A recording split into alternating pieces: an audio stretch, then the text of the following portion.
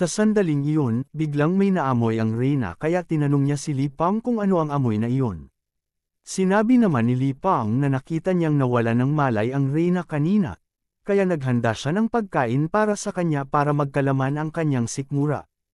Ngunit sinabi ng Reyna na tanging ang mga mahihina lamang ang kumakain, at dahil naabot na niya ang antas ng pagiging isang transcendental, kaya hindi na niya kailangan ang ganitong bagay. Habang tinitingnan niya ang pagkain sa kanyang harapan, hindi niya mapigil ang matakam dito. Ilang sandali pa lang ang lumipas, nag-react ang kanyang katawan at biglang umungol ang kanyang tiyan. Nang marinig ito ni Li Pang, sinabi niya na ang lahat ng mga gulay at sangkap ng pagkain ay siya mismo ang nagtanim at nagpalaki, kaya hinimok niya ang Reyna na tikman ito. Sa sandaling iyon, sinusubukan ni Li Pang na gamitin ang masarap na pagkain para hindi na magalit sa kanya ang Reyna. Sa huli, hindi na nakatiis ang Demon Queen at sinubukang tikman ang pagkain. Ngunit sa oras na may subaw niya ang isa sa mga pagkain, bigla siyang natigilan. Kinabahan si Li nang makita niya ito, dahil bagamat kumpiyansa siya sa kanyang paraan ng pagluluto, hindi pa rin siya sigurado kung maa-appreciate ng Demon Queen ang kanyang luto bilang isang baguhan.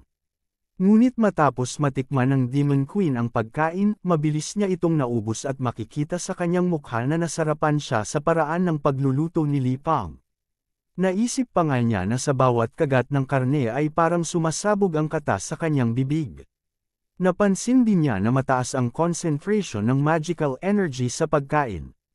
Habang kinakain niya ang pagkain, napadila pa siya sa kanyang labi at sinabi na hindi niya inasahan na sa mundong ito, mayroon palang ganito kasarap na pagkain. Sa sobrang sarap nito, kahit isa siyang Demon Queen, hindi niya maatim na lunukan ang huling kagat. Ngunit sa sandaling nalunok niya ito, may kakaibang bagay siyang naramdaman, parang may sumabog na bulkan mula sa kanyang katawan.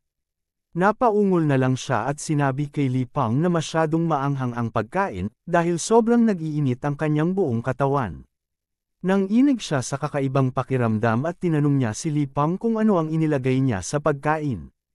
Natataranta namang sinabi ni Li Pang na naglagay lamang siya ng kaunting sili, na tama lang para sa kanyang panlasa. Tinanong pa niya ang Demon Queen kung hindi ba siya sanay sa ganoong klaseng pagkain. Habang namumula naman ang mukha ng Reyna mula sa init na nararamdaman, iniisip niya na baka may masamang balak si Li Pang at ginagamit ito upang ikulong siya upang gamitin sa kanyang mga eksperimento. Samantala napansin ni Li Pang na tila hindi sanay sa anghang ang Reyna, kaya naisip niyang ihain ang sabaw na inihanda niya para maibsan ang init.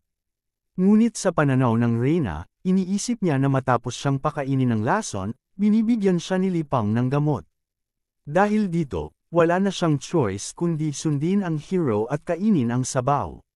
Matapos simula ng Demon Queen na kainin ang sabaw, nagulat siya dahil parang nakarating siya sa langit, sobrang komportable at payapa ang pakiramdam. Naramdaman niya na ang lahat ng problema ay biglang naglaho. Dahil sa pagkain na iyon, parang gusto na niyang bitawan ang lahat ng makamundong pagnanasa. Sa sandaling magising siya mula sa kanyang pagkatulala naramdaman niya na naka-breakthrough siya sa sunod na level, isa na siyang 3-star Demon Queen. Nagulat pa rin siya dahil sa simpleng pagkain ni Li Pang, ay tumaas ang kanyang cultivation. Matapos nito, tiningnan niya si Li Pang at sinabi, "Huwag ka nang magpanggap. Sabihin mo na kung ano talaga ang gusto mo." Napakamot si Li Pang sa ulo at sinabing gusto lang niyang pag-usapan kung paano mabubuhay ng magkasama ang isang Demon Queen at isang hero. Ngunit sa mata ng Reyna, iba ang kanyang nakita. Ipinapalagay niya na gusto siyang gawing research subject ni Li Pang para palakasin siya at kalaunan ay talunin. Samantala, tinanong ni Li Pang kung okay lang sa kanya ang lahat ng ito, dahil kung papayag siya, patuloy siyang magluluto ng masasarap na pagkain para sa Reyna. Ngunit sa tingin ng Demon Queen, galit siya dahil para sa kanya, hindi siya dapat binabastos ng ganoon. Iniisip niya na si Li Pang ay may masamang plano, kaya sinabi niya na huwag na lang isipin iyon at kalimutan na lang ang lahat. Nagulat si Li Pang sa sinabi ng Demon Queen, kaya inisip niya na balak na siyang patayin nito.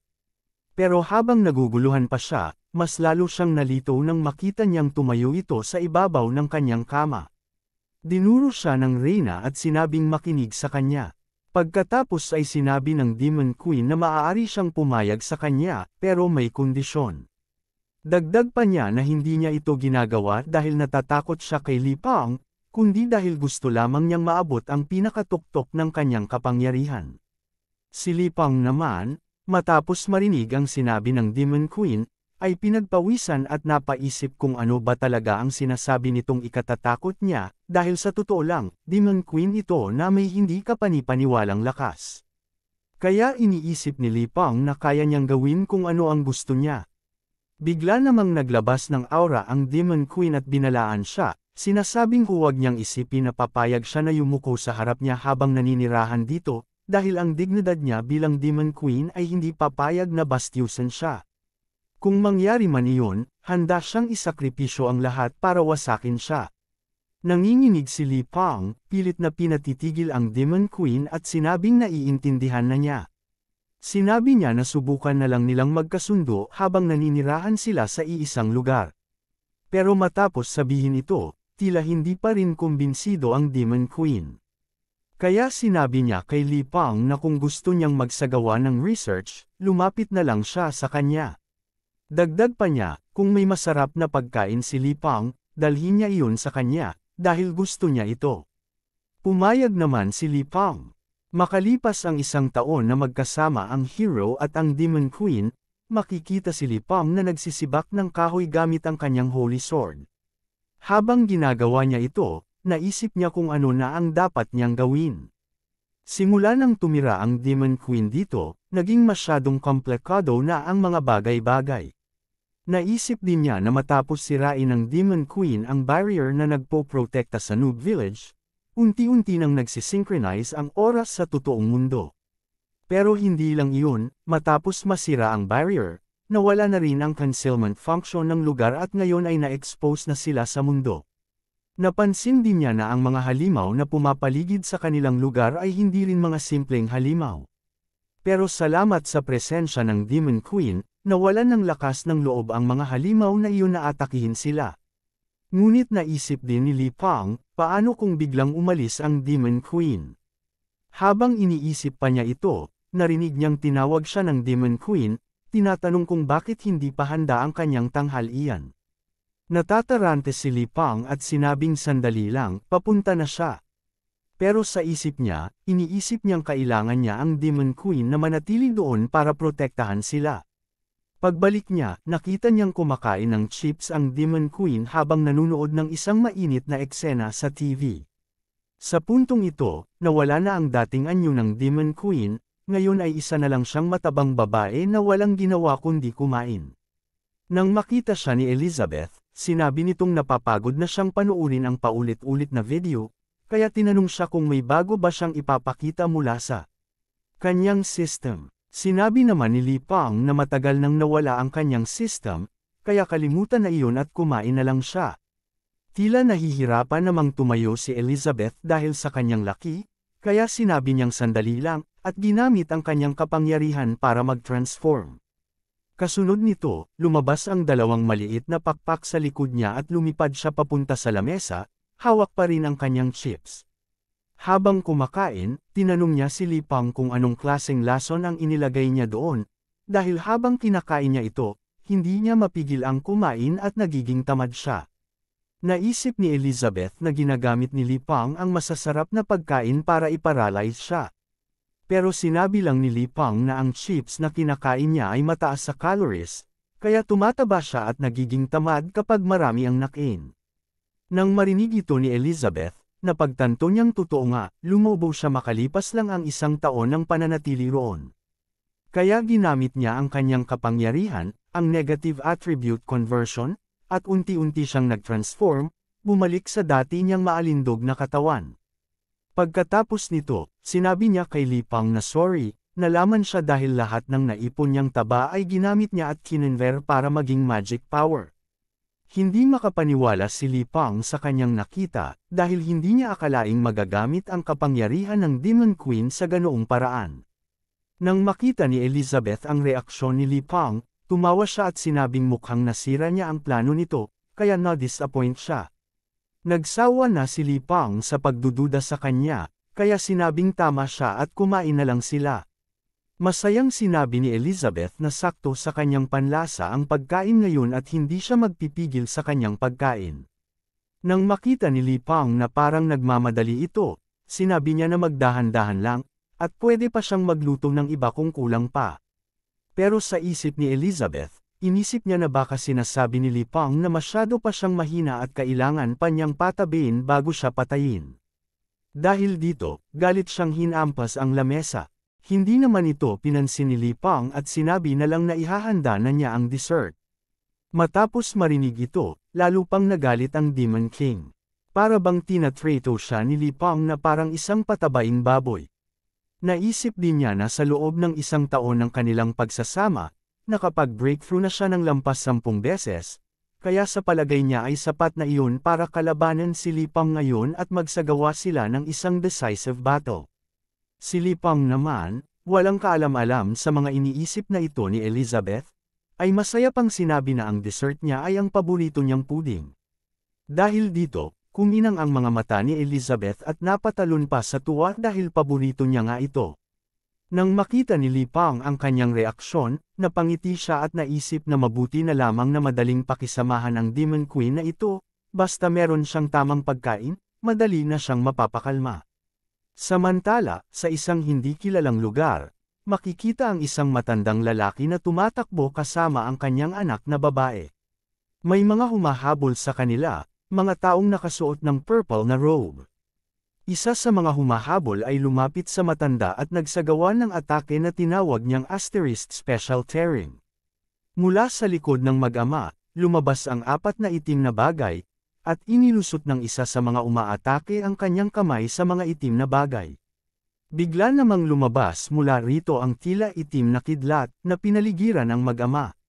Nang mapagtanto ng matanda na hindi na sila makakatakas, naghanda siya at sinabi sa kanyang anak na habang pinipigilan niya ang mga ito, kumuha siya ng tiyempo at tumakbo patungo sa kalapit na bayan para makaligtas. Umiiyak na sinabi ng anak na hindi niya kayang iwan ang kanyang ama. Sagot ng matanda, nangako siya sa ina ng bata na paprotektahan niya ito, kaya hinimok niya na tumakas na.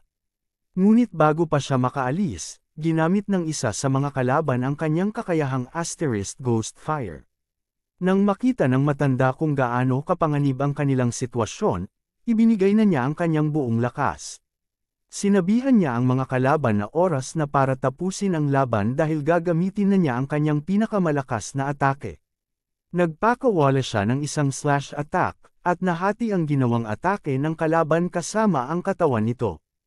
Habang bumabagsak ang katawan ng kalaban, hinigup ito ng isa sa mga kasamahan nito, at matapos niyang i-absorb ito, sumanib ito sa kanya, ngayon ay 2 na ang ulo niya. Nang makita ito ng anak ng matanda, sinabi niyang kahit anong mangyari, hindi niya iiwan ang kanyang ama. Nagpakawala siya ng isang panak patungo sa isa sa mga kalaban, ngunit walang epekto ang atake. Sinabi ng kanyang ama na sa kasalukuyang lakas niya, hindi niya kayang labanan ang mga apostle ng Dark Guild, at hindi rin niya alam kung gaano katagal pa niyang kayang pigilan ang mga ito. Muli niyang hinimok ang anak na tumakas habang may oras pa. Ngunit bago pa sila makaalis, yumuko ang isa sa mga kalaban at nagsimulang manginig ang mga kamay.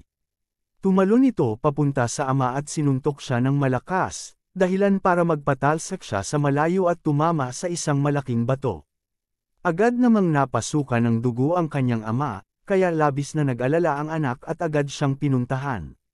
Sinabi ng ama na huwag na siyang mag-alala sa kanya at tumakas na, ngunit sa sandaling iyon, nagsama-sama ang mga kalaban at naging isang malaking halimaw na may 3 ulo. Habang umuungol ang halimaw, nagawa ng anak na lapitan ang kanyang ama at sinabing sasama na siya sa mga kalaban basta huwag nilang saktan ang kanyang ama. Ngunit tila walang balak makinig ang halimaw, at nagpakawala pa ito ng malakas na ungol. Naisip ng babae na malapit na silang mamatay. Nang maghahanda na ang halimaw na suntukin sila, biglang may dumagan dito at nadurage ito. Mag-ama naman ay nahirapan pang tumingin, dahil sa lakas ng hangin, at nagulat sila sa kanilang nakita.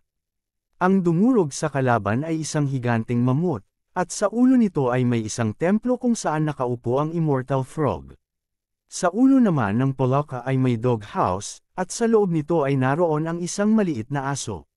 Sa sandaling iyon, sinabi ng Immortal Frog sa aso, na tinawag niyang Big Brother, na wala ng panganib sa mga tao, kaya tinanong niya kung ano ang gagawin nila. Lumabas ang maliit na aso mula sa kanyang doghouse at sinabi na huwag saktan ang tao dahil dadalhin niya ito sa kanyang master para siya ang magdesisyon. Ang asong ito ay alaga ni Li Pang na si Wang Kai. Sa susunod na eksena, ay makikitang nagigising ang batang babae sa bahay ni Li Pang na lilito sa nangyayari, tumingin sa paligid at nagtanong, nasaan ako? Ano ang nangyari? Ang alam ko, nasa tabi ko ang tatay ko, at malapit nang mamatay. Tumayo siya, tumakbo sa pinto, at binuksan ito. Pagtingin niya, ay nakita niya ang kanyang ama na nagpapakita ng mga bodybuilder poses kay Li Pang. Habang namamangha naman ito sa kanyang katawan ay sinabi niya, wow, paano ako magkakaroon ng ganyang katawan? Sumagot ang lalaki, ang katawan ng isang mandirigma ay mahalaga. Kailangan mong mas alagaan ang sarili mo. Iniisip naman ni Li Pang, ito pala ang tinatawag na warrior profession na palagi kong naririnig. Masayang-masaya ang maliit na aso na naglalakad sa paligid ng reyna, ngunit nainis ito at tinadyakan siya at sinabi, sino ang nagdala sa mga ito dito sa bahay ko, tanga na aso? Nalungkot ang maliit na aso at nagsimulang umiyak. Samantala, patuloy na pinipisil ng ating bida ang mga muscles ng lalaki at sinabi, wow, napakakisig mo. Sinabi ng ama, kung okay sa'yo, hindi ko na rin itatago. Pagkatapos ay bigla siyang naghubad ng damit, at ang ating bida ay napahanga. Samantala nang makita ito ng kanyang anak ay agad niyang tinanong kung ano ang kanyang ginagawa. Sandali namang napuno ng awkwardness ang paligid dahil ngayon lang napagtanto ng lalaki na nandoon pala ang kanyang anak. Sinubukan naman ng ating bida na ipaliwanag ang sitwasyon, ngunit ang Demon Queen ay agad na lumapit sa kanya at nagsabi, ngayon nagising ka na, umalis na kayo. Sinasabi ko sa'yo, ako ang nauna dito. Sinubukan ni Li Pang na pakalmeyan ang sitwasyon at nagsabi, relax lang, pumasok na muna tayo. Matapos pumasok sa loob ng kanyang bahay ay naghain siya ng tsaa sa kanyang mga bisita. Matapos gawin ito ay humingi siya ng pasensya dahil ito lang ang maibibigay niya sa sinabi pa niya na masyadong liblib ang lugar na ito at lahat ng bagay dito ay siya lang ang gumagawa, kaya simple lang lahat. Tumitingin ang batang babae sa kanyang ama at tinanong, Dad, ito ba yung miraculous potion na sinabi mong gumaling ka? Nahihiya ang ating bida sa kanyang sinabi, kaya sinabi niya, sa tingin ko, medyo exaggerated naman yung tawagin itong miraculous potion. Dahil kaunting pinakulo ang tubig lang ito na may mga herbs. Galit naman ang reyna sa gilid na sinasabi, aba, bakit dinala ng asong ito ang dalawang mahihinang tao dito? Hindi ba sapat na ako lang ang nandito sa bahay na to? Sinimulang ipaliwanag ng ama ang sitwasyon, talagang wala akong malay nung dinala ako dito.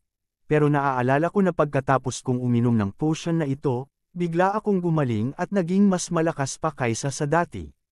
Sabi niya, anak, kung hindi dahil sa Great Li Pang, hindi na kita muling makikita pa.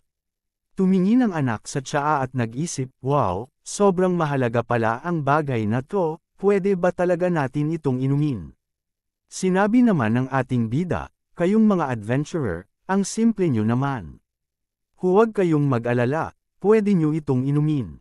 Nagpasalamat sila at nagsimulang uminom, kasunod nito ay pareho silang nag-transcend, dumaan sa iba't ibang pangyayari, hanggang napadpad sila sa isang maisan at umiiyak habang ang mga ibon ay lumilipad sa paligid at may isang alien ship na dumadaan.